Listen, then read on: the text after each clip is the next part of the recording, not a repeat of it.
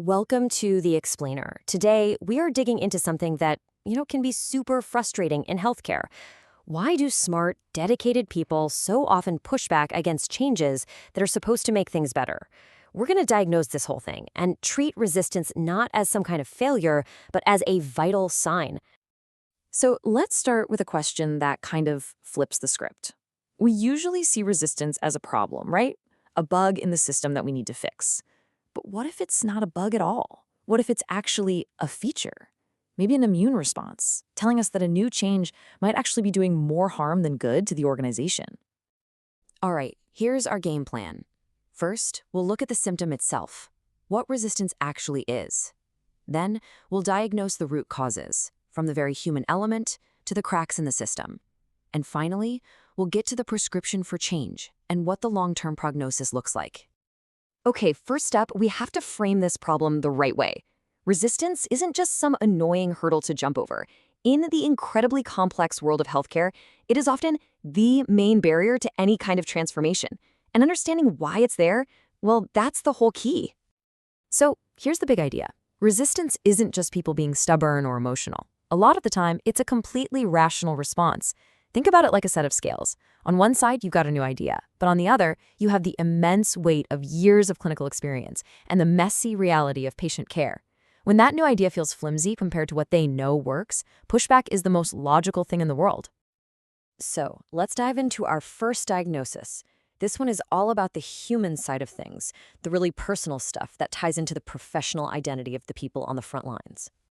At the very core of being a doctor or nurse is this idea of clinical autonomy, the ability to use all your training and expertise to make the best call for the person in front of you. So when a new standardized protocol comes down the pipe, it can feel like a direct attack on that professional judgment. It doesn't feel like an improvement. It feels like you're being told to just follow a script. And this really lays it all out.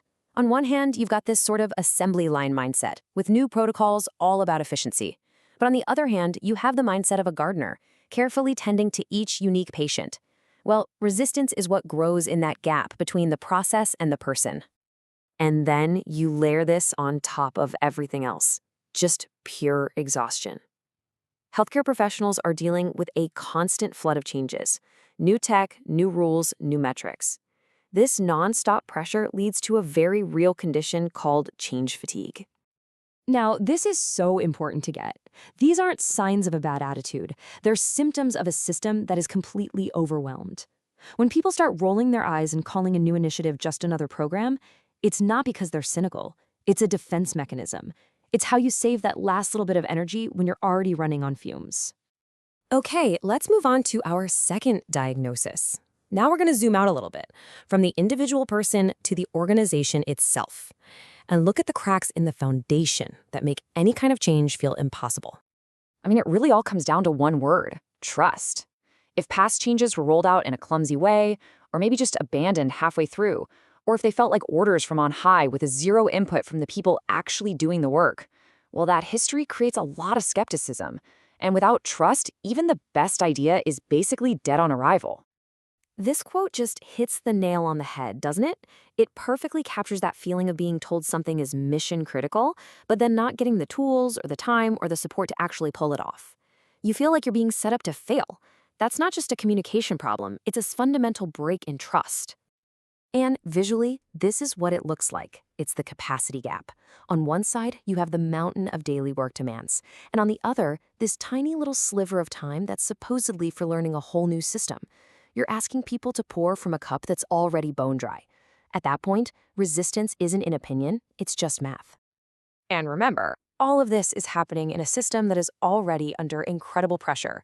You've got staffing shortages, crazy levels of burnout, tight budgets, and on top of all that, a culture that is, for very good reasons, extremely careful about taking risks, because patient safety is everything. Any new change has to fight its way through all of that. So, we've looked at the problem from a few different angles now. The big question is, what do we do about it? What's the treatment plan? How can leaders actually guide change in a way that helps, instead of just making things worse? So how do you fix this? Well, there's no magic wand, but the source material gives us a pretty clear and practical 3-part prescription. Each one of these steps is designed to rebuild that trust and get the buy-in you need for any real change to stick. First things first, you've got to find your champions. These are the respected nurses and doctors from within the ranks who speak the same language as their colleagues. They're like translators, turning the leadership's big picture vision into something that makes sense on the floor and making sure the plan is actually practical. They bring a level of credibility that you just can't get from a memo. Second, and you can't skip this one, you have to back up your words with actual support. Resources are the clearest sign that an organization is serious. This means protected time for training, making sure the tech works, having enough staff on hand. It shows you're actually invested in your people's success, not just in ticking a box on a project plan. And last but not least, communication. And look, this isn't about sending more emails. This is about starting a real dialogue. You have to be crystal clear about why the change is happening. You have to listen to people's concerns. And most importantly, you have to involve them in the planning. That's how you build a real sense of shared ownership. All right, let's bring this all home. After we've diagnosed the issue and we've laid out the treatment, what's the long-term goal here? What's the really big shift in thinking that needs to happen? This right here is the whole point. The goal isn't to just steamroll resistance, it's to listen to it. Once you understand that the pushback is coming from a real place, concerns about patient safety, about having enough time to do the job right, it stops being an obstacle and it turns into incredibly valuable feedback. I mean, think about it like this. Resistance is like a vital sign for your organization. You know, if a patient has a high fever, you don't just tell them to stop having a fever. You figure out what's causing it. It's the same thing here. Widespread resistance is a sign that your plan might be flawed, or underfunded, or even dangerous. Ignoring that sign isn't just bad leadership, it's organizational malpractice. And so we'll leave you with this final thought to chew on. What if instead of trying to quiet down the loudest critics, we started seeing them as the people who are actually the most engaged? What if their resistance, which comes from deep expertise and a sense of responsibility, actually holds the key to making a good idea a truly great one?